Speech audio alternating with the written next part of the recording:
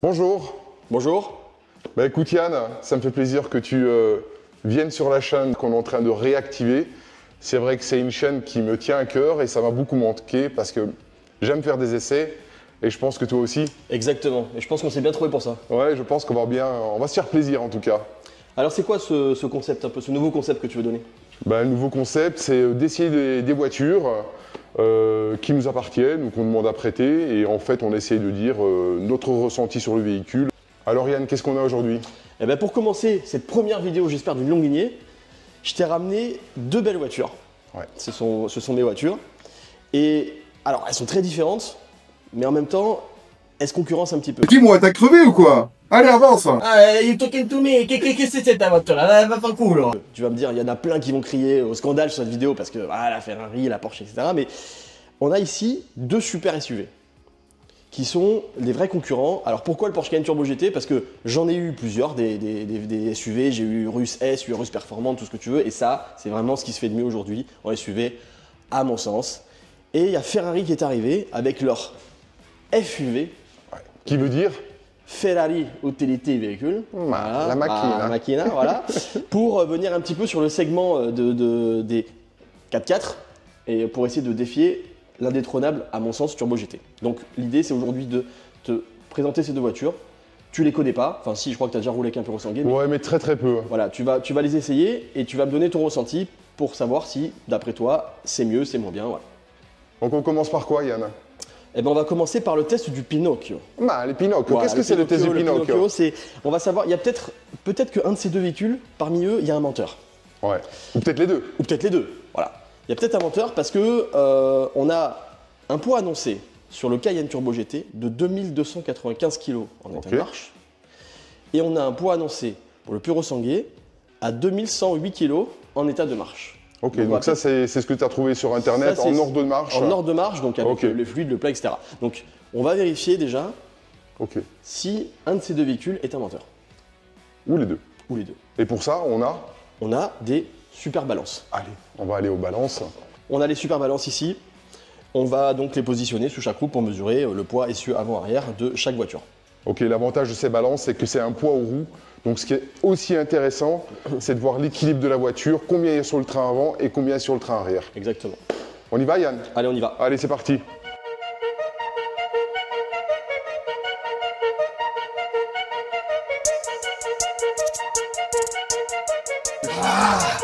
Il est méchant!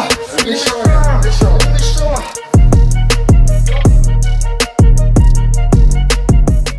On vient de peser la voiture, comme on est chaud. des grands sportifs.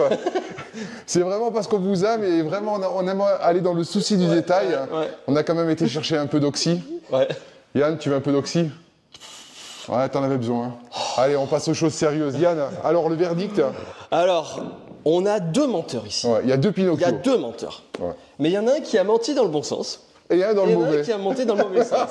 Et je connais ton affection particulière pour ce que tu appelles les Fiat. Les Fiat. Alors on va peut-être déjà commencer par le menteur. Le menteur. Le menteur, c'est qui? À ton avis?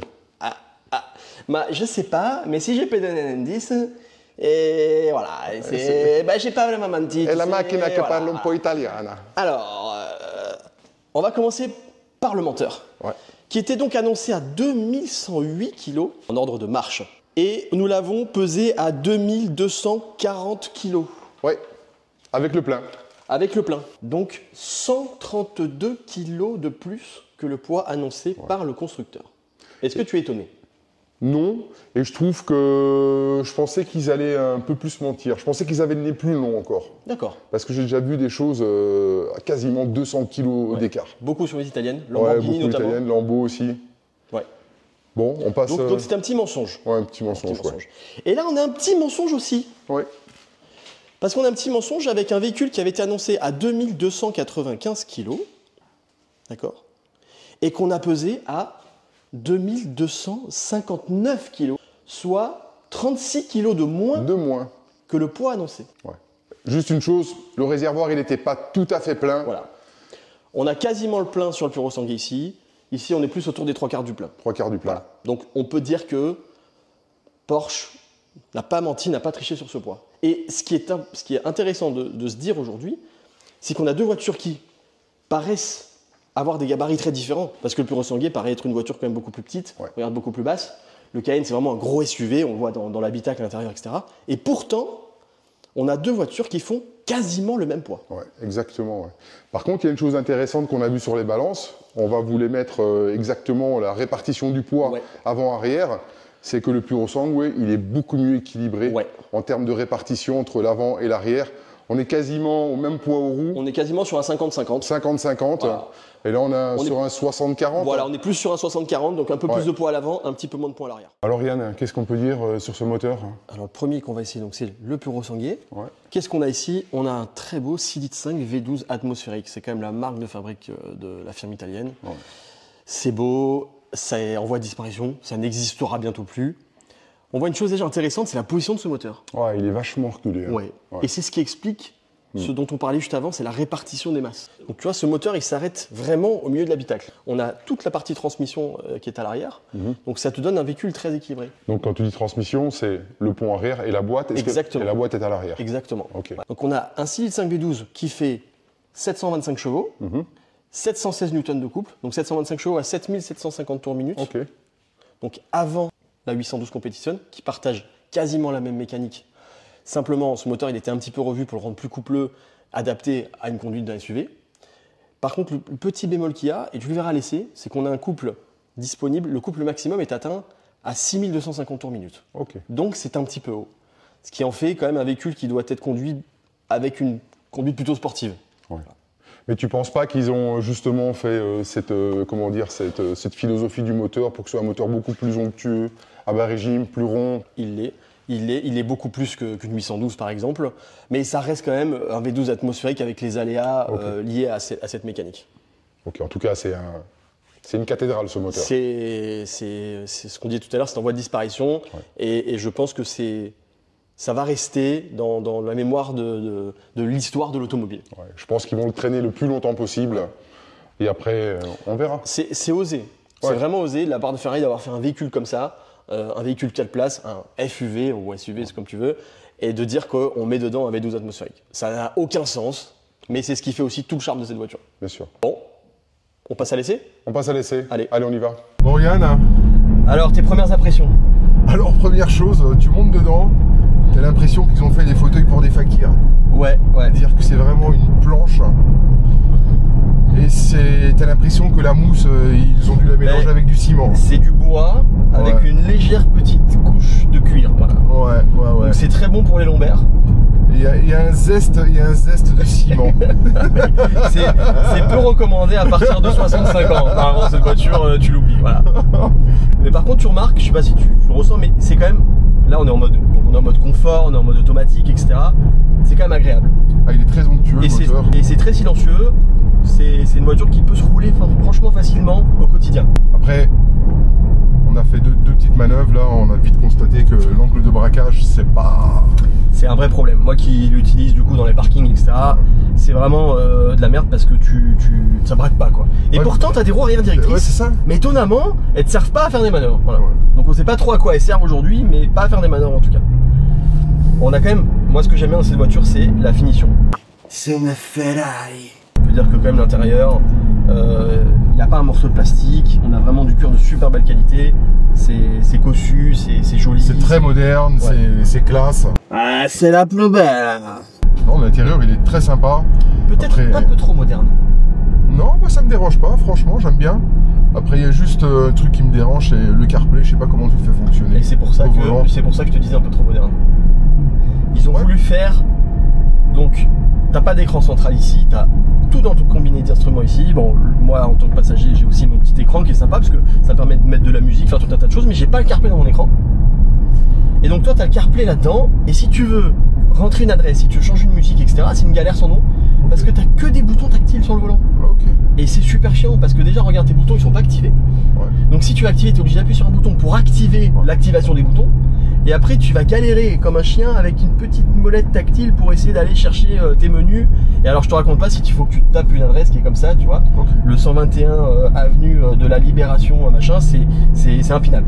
Ok, donc à quoi il sert ton deuxième écran en fait? Mon deuxième écran ici, il sert à quoi? Il sert à régler ma climatisation, il sert à régler mon siège, Ouais. pour régler mes lombaires, pour régler le chauffage au cul si tu veux. Il va me servir aussi à regarder la musique, il va me servir aussi à régler le son si je veux mettre plus de basse, Ok. voilà, enfin, m'amuser de cette façon-là.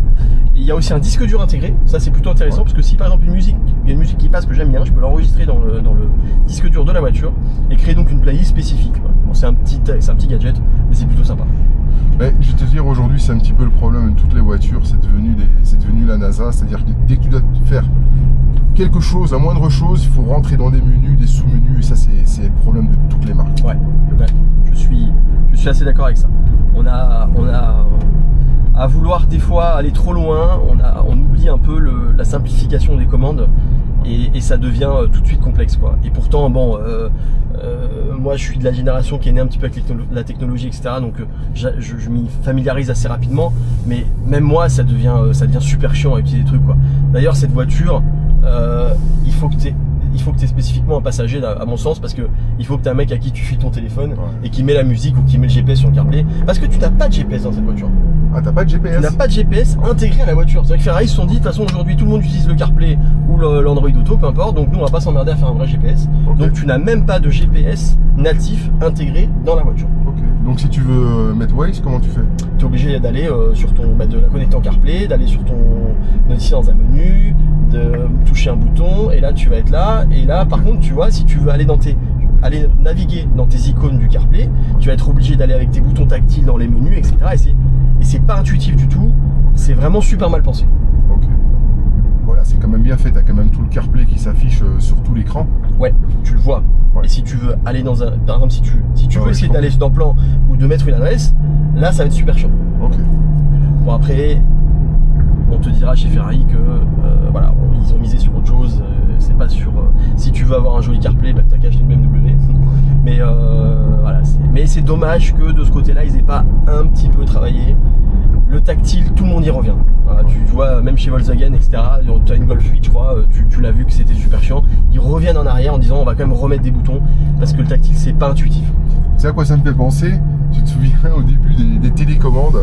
Tu avais des télécommandes pour le moindre appareil, tu avais 200 boutons. Ouais. Et aujourd'hui, tu as une télécommande, tu as 4 boutons. Ouais, c'est ça exactement. Tu vois, et je pense qu'ils vont y revenir. Ouais, je pense qu'il va y avoir un juste milieu, tu vois. Ouais. Entre le super simple et le 1500 boutons, bah, tu fais un truc un peu entre deux et je pense que ça sera pas plus mal quoi. Alors là, on vient de passer un Odan, franchement, on l'a à peine senti, on était à 45. Mais Alors, ça reste raide quand même. C'est la philosophie de la voiture. Mais tu sens, tu vois là, les aspérités de la route, tu le sens quand même. ça mais me dérange pas. J'aime bien sentir la route en fait. Ouais, c'est vrai. Quand c'est trop gommé, après c'est un peu dérangeant. Tu as la petite molette donc sur le volant qui te permet de choisir les différents modes de conduite. Donc tu as le mode neige, tu as le mode wet qui est le mode pluie, donc le mode ice pour le mode neige, le mode wet pour le mode pluie. Après tu as le mode je dirais normal et après tu as le mode sport. Et après tu peux aussi enlever l'ESP, mais ça c'est à ton bon vouloir.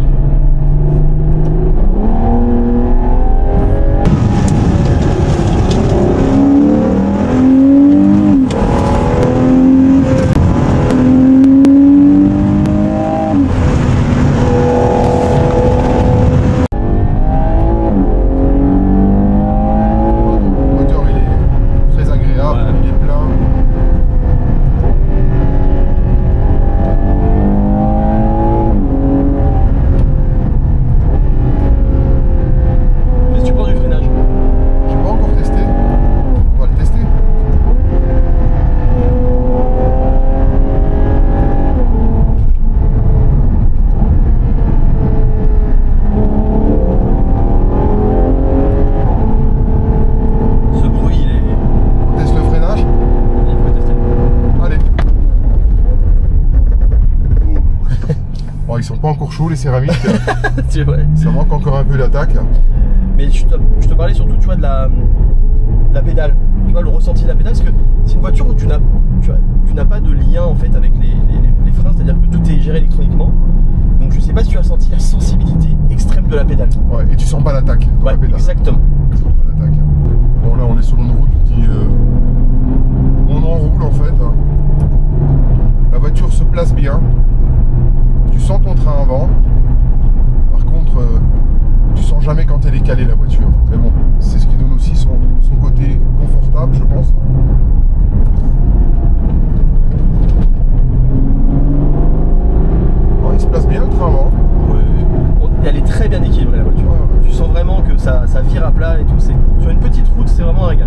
Quelle mélodie ce 12 comme un. Ouais, et on est quand même vitre fermée, donc de l'extérieur c'est génial. Et pourtant tu as un moteur qui a quand même un filtre à particules, etc. Et donc ça étouffe quand même un petit peu le son, mais il est quand même présent malgré tout. Quand tu accélères, il y a des valves qui s'ouvrent, comment ça se passe? Tu chantes le FAP? Quand tu as des valves d'échappement derrière, donc parce qu'aujourd'hui les normes imposent des normes de pollution sonore, c'est comme ça que ça s'appelle, et donc forcément c'est le cas de tous les constructeurs, ben, tu as des valves malheureusement qui sont fermées à certains régimes pour limiter le bruit, pour pas déranger les gens, quoi. Et après ça s'ouvre à 100%.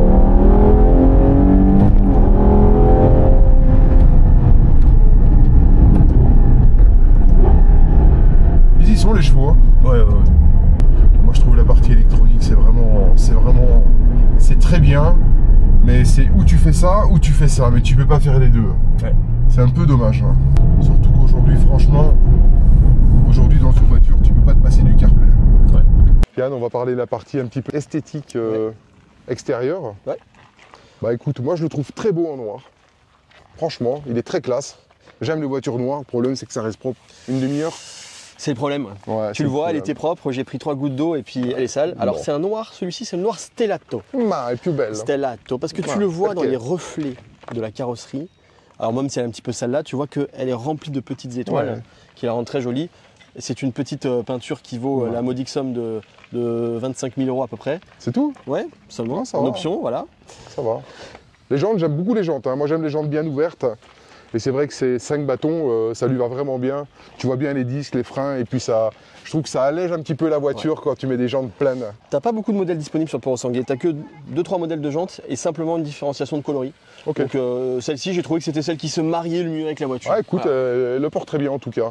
Étrier jaune avec le petit écusson jaune pour rappeler la Tu sais comment tu l'appelles ça? El Scudetti. La Scudetti. El Scudetti est le plus belle. Parce que tu sais que le jaune, c'est la couleur de Ferrari, c'est pas le rouge, contrairement à ce qu'on peut penser. Alors, qu'est-ce que tu as mis comme option? Je vois que tu as du carbone un petit peu partout. Elle a tous les packs extra en carbone, donc les rétroviseurs, les bas de caisse, tu as les arches de roue, tu as le diffuseur arrière, tu as l'échappement sport en titane avec les finitions noires au niveau des échappements. Il est léger, je trouve. Il est aéré, je trouve. Il est pas trop massif. Il garde toujours ce galbe que j'aime bien en fait. J'aime pas ces culs qui sortent là.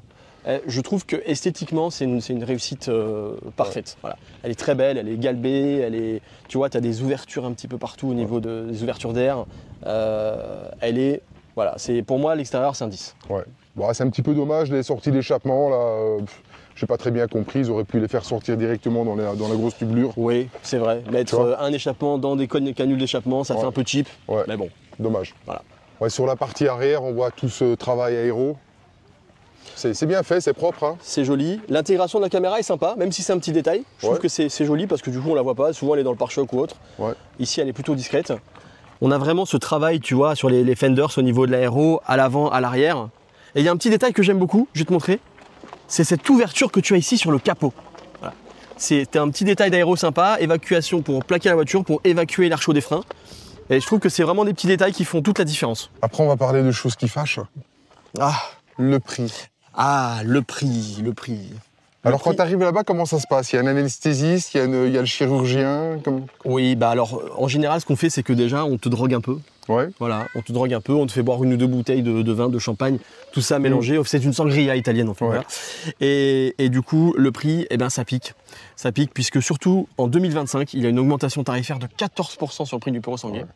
Ce qui fait que le prix... Je te coupe, mais c'est quelque chose que je n'arrive pas à comprendre. Tu signes un bon de commande, tu as un prix, et en fait, tous les ans, il y a une augmentation. Il y a une augmentation. Alors déjà, tu signes un bon de réservation. Tu vas avoir la chance d'avoir une voiture comme ça, parce que le Puro Sanguier, tu sais que c'est un petit peu compte-goutte, c'est difficile d'en avoir un, donc tu signes un bon de réservation. Et après, on te dit bien, on ne te donne pas de prix, puisqu'on te dit qu'on te donnera le prix en vigueur au moment où ta commande sera potentiellement validée. Bon. C'est une des seules marques qui fait ça. C'est une des seules marques qui fait ça. Ouais, moi, j'ai jamais vu ça ailleurs. Et le fait est que ça marche puisque les gens achètent. Donc ce qui fait qu'il y a des gens qui se retrouvent quand même au moment de payer la voiture avec un supplément de 50 000. C'est ce qui m'est arrivé, sauf qu'ils ont été super sympas, je dois reconnaître, c'est Ferrari Toulouse. Ils m'ont maintenu les tarifs de 2024, puisque une augmentation de 14%, ça allait être quand même énorme. Donc j'ai réussi à rester sur les tarifs 2024. On peut les remercier parce que je pense que... On peut vraiment les remercier. Parce que c'est pas tous les concessionnaires qui jouent le jeu. La seule chose qu'ils m'ont fait payer en supplément, c'est le prix des coques de rétroviseur, mais je les pardonne volontiers pour ça. En 2024, le prix de base de cette voiture, c'était 410 000 €, hors option. Okay. Et tout est une option chez Ferrari. Donc le carbone coûte très cher, les jantes coûtent très cher, l'intérieur coûte très cher, la moindre option que tu vas rajouter, c'est super cher. Donc on arrive ici à un véhicule à 545 000 €, optionné. Donc tu as 140 000 € d'options à peu près par rapport au prix de base neuf. Ça, c'est avec les 45 000 ou sans les 45 000? C'est sans les 45 000. Sans les 45 000. Donc on est à 580 000 € en 2025. En 2025. Ouais. Bon, ça pique, hein. Donc voilà, tu es quasiment à 545 000 € ici optionné sur le tarif 2024. Sur le tarif 2025, ça ferait quasiment 600 000 €. 600 000. Pour cette voiture optionnée comme elle est aujourd'hui. Et est-ce que ça vaut son prix? Voilà, aujourd'hui, c'est un sujet qui est discutable. Ça reste quand même beaucoup d'argent pour, on va dire, un FUV, c'est ça? Un FUV, exactement. Un FUV, ouais. Mais bon, c'est voilà. C'est la machine. C'est la machine. Ah, c'est le rêve. Hein. Bon, ce que je te propose maintenant, c'est qu'on aille maintenant essayer le Cayenne, qui est un produit complètement différent. Et comme ça, tu me donneras ton avis. Allez, on y va. Allez, on y va. Bon, Yann, on va passer au Cayenne Turbo GT. On va passer au Cayenne Turbo GT. Tu peux nous parler un peu du moteur? On a un 4 litres V8. C'est un moteur Porsche EA825. Tout le monde pense que c'est un moteur Audi parce qu'on le voit sur la RS6, etc. C'est le même moteur sur toute la gamme VAG, RS6, Urus, Bentayga, enfin ce que tu veux, sauf sur le Turbo GT. Tu m'as dit que c'est le seul moteur qui n'est pas monté en Hongrie. Exactement. Ils sont tous assemblés en Hongrie, vendus chez Lamborghini, etc. Celui-ci, c'est le seul qui est fait dans le département GT chez Porsche. Et ils ont été malins. Je vais t'expliquer pourquoi. Parce que c'est encore des Pinocchio chez Porsche, mais toujours dans le bon sens. Ils t'ont annoncé 640 chevaux. Pourquoi ils ont annoncé 640 chevaux? Parce qu'ils sont dans le groupe VAG, et dans le groupe VAG, le top lead, c'est Lamborghini. Donc Lamborghini, à l'époque, l'Urus, quand il est sorti, il faisait 650 chevaux. Et donc, il fallait faire annoncer quand même un petit peu moins pour rester un petit peu dans l'ombre du grand frère. Mais ce moteur, il a été entièrement retravaillé. Les internes ont été modifiés, les turbos ont été modifiés, le cooling a été modifié. Ce qui fait que réellement, sur bande puissance, et j'ai passé mon véhicule sur bande puissance, on sort déjà plus de 700 chevaux. D'origine. Il est annoncé à 850 Newton à partir de 2300 tours minute et d'origine on a déjà plus de 900 Nm de énorme. couple. Voilà. C'est énorme. De la puissance, faut que ça pousse. Donc ça en fait le véhicule de la gamme VAG équipé de ce moteur-là le plus performant. Il suffit de voir un petit peu les vidéos qui traînent sur internet, tu vas regarder des vidéos de drag race contre les Urus, etc. Il est toujours devant, il a le lead et tu comprendras pourquoi laisser. Tu m'as dit qu'un jour tu avais fait un drag race avec un performant. J'avais un Urus, j'ai eu 2 Urus d'ailleurs et je râlais parce que c'est la voiture de ma femme, ça tu le sais. Et à chaque fois ma femme me mettait des pilules pas possibles avec son Cayenne alors que moi je me disais putain je comprends pas, j'ai un Urus quoi. Voilà, donc, ce qui fait que j'ai gardé cette voiture-là et j'ai pas gardé un Urus, mais pour plein d'autres raisons. Alors là on voit carrément que l'architecture au niveau de l'emplacement du moteur est complètement différente par rapport à la Ferrari. Là on a le moteur qui est vraiment devant, ce qui explique la répartition des masses qu'on a constaté tout à l'heure, qui fait qu'il est quand même plus lourd à l'avant qu'à l'arrière comparé à la Ferrari. Mais bon, Porsche s'est pas mal rattrapé sur le système de suspension. Toute la suspension, etc. est vraiment propre au Turbo GT. La calibration, c'est des suspensions pneumatiques comme sur le Puro Sanguet. Mais voilà, ils ont fait vraiment un gros travail dessus pour essayer de gommer au maximum ce poids avant. Alors il est discret, tu vois, ce véhicule. Aussi Turbo GT soit-il, ça reste un Cayenne. On voit quelques petits appendices extérieurs, on en parlera tout à l'heure. Donc beaucoup moins ostentatoire que le Puro Sanguet qu'on vient d'essayer. Mais tu vas prendre le volant et tu vas me donner ton avis. Alors, il faut dire que c'est une vraie voiture de connaisseur. De porchiste, on va dire. Si tu sais pas, si tu n'es pas connaisseur, tu vas te dire bon, c'est un banal Cayenne qui est en train de traverser la ville. Mais je pense que c'est le contraire. Exactement. Et on va le voir ensemble tout de suite. Allez, on y va. Bon, Yann. Alors, on est dans le gros paquebot là. On est dans le Panzer. Ouais. Bah, de suite, t'es bien assis. Ah ouais. Ah, de suite. C'est un canapé, quoi. Et pourtant, on est déjà sur des fauteuils sport, je trouve. Ouais. Type baquet. Enfin, baquet. Faut le dire vite, mais avec du maintien latéral.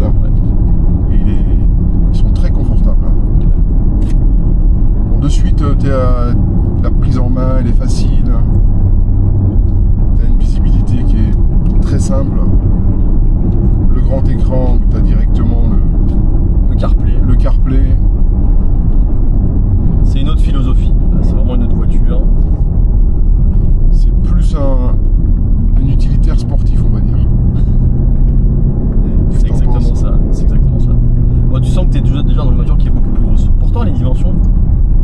extérieur, longueur, largeur et tout sont quasiment identiques.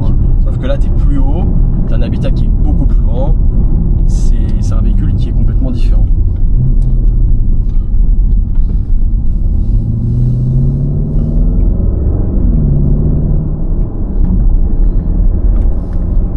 Là, tu es en mode, je dirais, confort.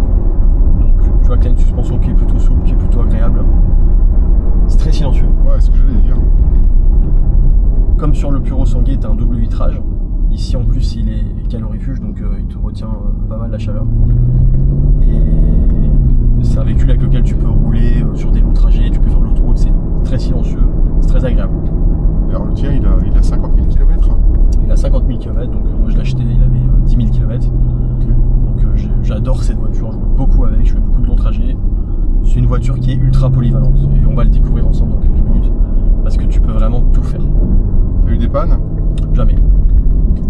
Jamais une panne, jamais un voyant, jamais un problème. C'est Porsche. Voilà, on monte déjà, on voit la jauge à essence, on a un peu plus de la moitié et il y a 315 km d'autonomie pour un réservoir de 80 litres. 80 litres. Ouais. Donc tu es à la moitié du plein, un petit peu plus de la moitié du plein, et tu as déjà l'équivalent d'autonomie du Puro Sanguet qui était quasiment au plein avec un réservoir de 100 litres. Yann, il y a une station de service. Allez, ciao, on se rejoint à la maison. Ah, mais qu'est-ce que tu racontes? Il y a 100 litres de la machine. T'as un vrai coffre. Là, tu peux mettre un cadavre dedans, tu vois. Ouais. Alors l'intérieur, il est un petit peu particulier par rapport à un Cayenne normal. C'est un peu capitonné d'Alcantara sur la casquette, de tableau de bord. Qu'est-ce que t'as en plus? T'as des sièges spécifiques, tu vois, qui sont brodés Turbo GT. T'as ces surpiqûres qui vont avec les ceintures qui sont couleur or ou bronze, je sais pas trop te dire. Mais c'est un design qui est spécifique au Turbo GT. T'as ce petit volant, t'as ce volant avec le stitching orange en haut et le petit bouton rouge que tu vois sur la molette pour sélectionner les modes de conduite. C'est le seul Cayenne qui a le bouton qui est rouge. Voilà, qui est une petite marque de fabrique. Il sert à quoi ce bouton? C'est le mode sport réponse, c'est-à-dire qu'on va laisser tout à l'heure si tu veux. Tu sais, donc tu as différents modes de conduite, tu peux te mettre confort, sport, etc. Enfin, le mode confort n'existe pas. C'est le seul aussi Cayenne qui a un mode qui s'appelle le mode normal. Ils n'ont pas appelé le mode confort.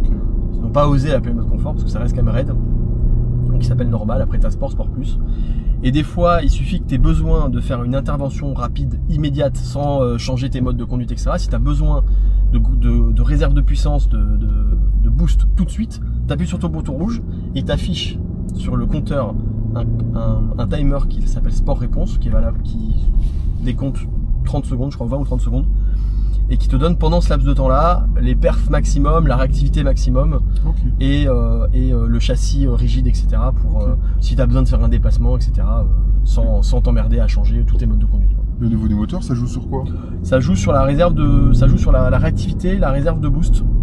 Et tu as une sorte de préchargement des turbos qui font que tu as une réactivité immédiate. Tu n'as pas de lag. Voilà. Ça existe aussi sur les Turbo S, je pense, les 900. Ça existe aussi sur Turbo S 900. Tu as les poignées. C'est bien ça, ces poignées. Ouais, c'est pour t'accrocher. Tu vois, t'en as là et t'en as là. Voilà. Tu as double poignée. Au moins, tu vois, Et tu vas comprendre une chose, parce que moi, c'est ce que je ressens, c'est que c'est un véhicule qui a deux visages. Là, on est en train de rouler sur une route nationale. Dans le mode de conduite traditionnel qui est confortable, qui est souple, etc. Et dès qu'on va attaquer une petite route et que tu vas pouvoir le positionner sur un mode sport ou même voire même sport plus si tu es courageux, tu vas voir que tu vas avoir une voiture complètement différente. Au début, quand il est sorti, les retours que j'ai eu, c'est il est raide. Il est raide. Comparé à un Cayenne normal, il est raide. Ouais. Et je vais dire, j'ai eu un Cayenne coupé GTS que tu as connu il y a quelques années. Et j'ai eu celui-ci après, c'est pas du tout la même voiture. Il y a une GTS, il est quand même vachement souple, malgré que ce soit déjà un GTS, il a déjà les suspensions un petit peu rabaissées, etc. Mais il était ultra confortable par rapport à celui-ci, qui est quand même déjà du sang. Tu vois, là tu sens les petites aspérités de la route. Ouais, mais beaucoup moins que sur le Puro Sanguet. C'est complètement.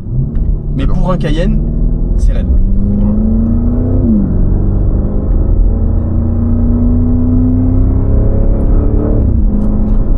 On entend bien l'échappement par contre.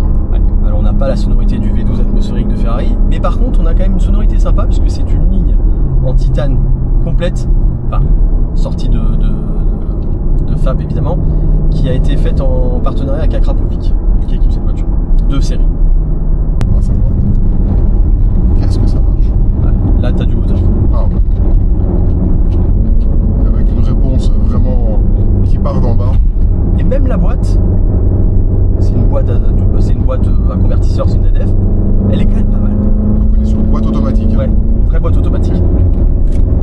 En fait, ils font des boîtes auto surtout pour passer le couple, sinon tu les éclates les boîtes. Ah bah, avec le couple qu'elle a cette voiture ouais. aujourd'hui, une boîte double embrayage, ça serait risqué.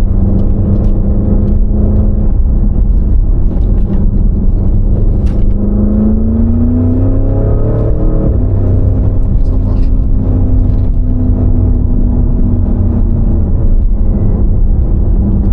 Ça répond de suite. Tu vas me bien rentrer avec le train avant, franchement il est verrouillé au sol le train. C'est incroyable, hein. Tu le sens bien.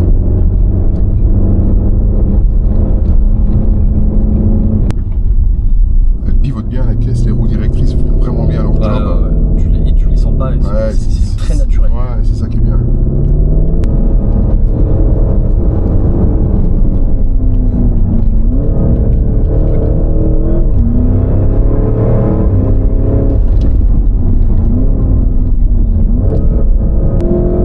On commence à sentir, dès que tu mets du rythme, tu commences à sentir le poids sur les pneus. C'est normal. Ça reste lourd. Ouais.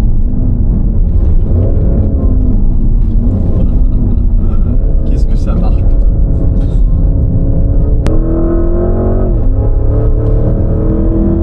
On va tester les freins. T'es prêt?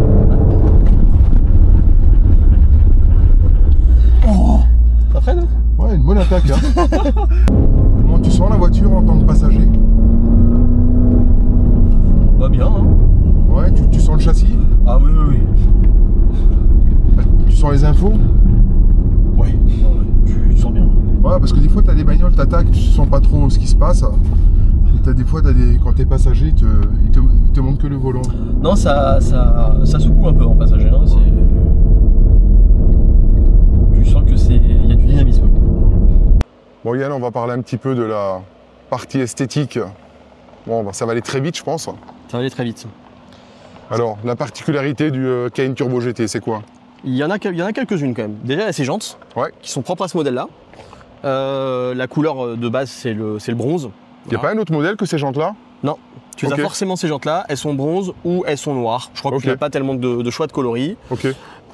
Tu as cette face avant qui est un bouclier uni. Ouais. Bon. Qui est un petit peu. Bah, le Cayenne normal, si tu veux, le bouclier est en plusieurs parties. Ici, tu as la carrosserie qui remonte, ici. Donc, Ok. cette particularité de ce bouclier uni, c'est ce qu'on retrouve maintenant sur le phase 2. Ok. Donc, on va dire que c'est une sorte de phase 1,5. Voilà. Les phares, c'est les mêmes? Les phares, ouais, PDLS+, qui sont donc teintés. Ok. Tu as ces petites coques de rétroviseur en carbone. Tu as ce toit qui est en carbone. Ok, c'est une option, c'est d'origine? Non, c'est d'origine et tu ne peux pas avoir de toit ouvrant. Ok. Réduction des masses oblige. Ok. Sur ce modèle-là, tu n'as pas le choix. Et tu as après ces petits appendices extérieurs, comme cet aileron placé sur le toit avec ce déflecteur en carbone. Et sur la partie arrière, donc ce gros diffuseur en carbone avec ses ailettes et ce double échappement central avec des échappements titane de chez Akrapovic. Il est très beau, je trouve. Hein. Ah ben merci. Franchement, les petits détails, là, la petite Voilà. collerette, c'est magnifique. Hein. Mais ça se veut discret, ça se veut léger. Ouais, mais c'est une subtil. volonté aussi du constructeur de dire on va faire un produit, mais voilà, pour les connaisseurs, qui passe aussi un petit peu partout. Tu Ok. passes avec un Urus, tout le monde va te regarder, tu passes avec un Turbo GT, c'est plus l'œil du connaisseur qui sera attiré. Et ça se lève? Ça se lève, et cette lèvre ici est un petit peu plus grosse que sur le Cayenne traditionnel. Ok. Et effectivement, l'aileron, en roulant, c'est un aileron actif qui va se lever, qui va se positionner un petit peu en fonction ok. de la vitesse, etc. et de la demande de freinage. Bah, disons que le Cayenne, il n'a pas vraiment changé de gueule, on va dire, depuis... Depuis un petit moment maintenant. petit moment, Bon, tu il y a- vois. il y a toujours du restylage. Maintenant, le nouveau Tu vois. Cayenne, c'est aussi un petit peu la même chose qui est restylé. Ouais. Mais finalement, chez Porsche, on prend pas de risque. C'est une Ah, recette jamais. qui marche. Jamais. C'est une bonne voiture et on va rester un petit peu sur cette base-là. Et je pense que c'est un bon choix stratégique pour la marque. Chez Audi, c'est la même chose, chez BM, c'est la même chose. Tu vois, ça. ils se mouillent pas, quoi. Ouais. Pas d'extravagance. Non, jamais. Bah, c'est vraiment en tout cas une bonne voiture. Pour moi, ça a été une belle découverte. Mais je n'en achèterai pas parce que c'est trop gros pour moi. Je t'ai pas demandé de l'acheter. Hein. Non. Ça reste quand même une grosse voiture. C'est une voiture de nationale, d'autoroute, pour voyager. Ouais. Et c'est vrai qu'en ville, on est vite bloqué par le gabarit. Ouais, c'est un gros gabarit. Pour aller dans les parkings, c'est toujours un petit peu compliqué. Ouais. On va parler du prix. Allez, le prix. Hein. Ouais. On va parler du prix, parce que tout à l'heure, on a parlé du prix sur le Purosangue. Alors ça, c'est une voiture qui est sortie en 2021, qui n'a été produite que sur 2 ans. Ouais. Pourquoi Parce que sur le nouveau, sur le Phase 2, ce n'est pas un vrai turbo GT. Ils ont sorti un Phase 2 qui est un turbo hybride avec un pack turbo GT. Et à cause des normes européennes, malheureusement, la nouvelle version du turbo GT n'existe pas en Europe. Elle existe aux États-Unis, elle existe en Asie, elle existe partout, mais pas en Europe. Ouais, c'est bien fort dommage, exactement. Ouais. C'est fort dommage. Donc elle n'a été produite que 2 ans, une production plutôt limitée, on n'en voit pas beaucoup. Et c'est un véhicule qui coûtait 199 000 € en prix de départ lors de sa sortie. Évidemment, le prix des options, c'est beaucoup moins extravagant que chez Ferrari. Donc en général, on arrivait à des configurations finales autour des 230 000 € 240 000 €. Voilà. Ok. Et je pense, de mon avis, que pour ce prix-là, c'est une voiture qui est tout bonnement exceptionnelle. Ouais. Ça reste quand même beaucoup d'argent, attention. Tout à fait. On passe de 600 à 240, mais même 240 aujourd'hui, ça reste beaucoup d'argent. Et c'est vrai que sur le marché d'occasion, on les trouve à combien aujourd'hui? Entre 150 et 200 en fonction des kilométrages. Et ça tient bien sa cote, hein? Ça tient bien sa cote, étonnamment pour un Cayenne, parce que c'est plutôt des voitures qui décotent, mais ça tient plutôt bien. Ouais. Et la rareté aujourd'hui du produit et la mise en avant aussi fait que ça a tendance à séduire un petit peu les passionnés. Ouais. Moi, je me souviens que j'en avais parlé à l'époque à GMK, je lui ai dit prends cette voiture, c'est exceptionnel. Ben, le résultat est fait qu'il en a acheté 2 et qu'il a fait une vidéo d'ailleurs là-dessus en disant que c'était une super caisse. Il adore. Et il adore. Je l'ai fait découvrir à pas mal d'amis autour de moi. J'ai un copain qui était lui Audi RS6, etc. Il l'a essayé l'été dernier en vacances, il est rentré chez lui, il en a acheté un. Donc c'est une voiture qui vaut le coup d'être découverte pour ceux qui ne connaissent pas. Parce que c'est vraiment un super produit. Il y en a très très peu en France et d'ailleurs tu peux regarder les annonces, il n'y en a quasiment jamais. Il y en a très peu, ouais. Et dès qu'il y en a un, il disparaît aussi vite qu'il est arrivé. C'est une bonne voiture, c'est intéressant d'avoir essayé 2 parce qu'on est finalement sur un segment à peu près identique sur le placement produit sur les marques. Évidemment sur une tarification diamétralement opposée, mais disons que, voilà, même si comme tu disais tout à l'heure ça représente beaucoup d'argent, mais pour le budget, je crois qu'il n'y a pas vraiment mieux en termes d'SUV aujourd'hui. En plus, t'as pas d'hybridation. T'as pas d'hybridation. Ouais. On passe à la partie intérieure. Allez, on y va. Alors l'intérieur, tu vois, c'est plutôt sobre. Hein. Ouais, c'est très sobre. C'est germanique. Voilà, c'est discret. Il y a rien d'extravagant. Ce qui est bien, c'est que tu as un grand écran quand même. Tu as déjà le PCM 6, c'est-à-dire que c'est déjà, comme je te disais tout à l'heure, c'est un peu un phase 1.5 par rapport au phase 2 qui est sorti là. Tu as déjà un bouclier avant qui ressemble un petit peu à la phase 2 et tu vas retrouver le système PCM Connect que tu as aujourd'hui sur les nouvelles versions de Cayenne, à peu de choses près. Donc il est plutôt bien parce qu'il est déjà, il reste quand même dans l'air du temps. Tous ceux qui viennent du monde Porsche, ils retrouvent vite leurs repères au niveau du volant. Je trouve qu'il y a toujours trop de boutons. Alors une bonne lisibilité au niveau des tempés, c'est facile. Pression des pneus, on a tout qui s'affiche rapidement. On n'est pas obligé de rentrer dans 50 menus. Tu remarqueras qu'ils ont voulu garder encore sur cette version-là le contour analogique. Ouais. Ils auraient pu passer sur du tout numérique, comme ils ont fait sur les 2 écrans de chaque côté, mais ils ont quand même voulu garder encore le contour avec la vraie aiguille pour la petite saveur de l'ADN de la marque. Petite chose importante à savoir, cette voiture-là ne se fait qu'en 4 places. Donc à l'arrière, tu as 2 vrais sièges. Il n'existe pas en version 5 places. Comme sur le Purosangue.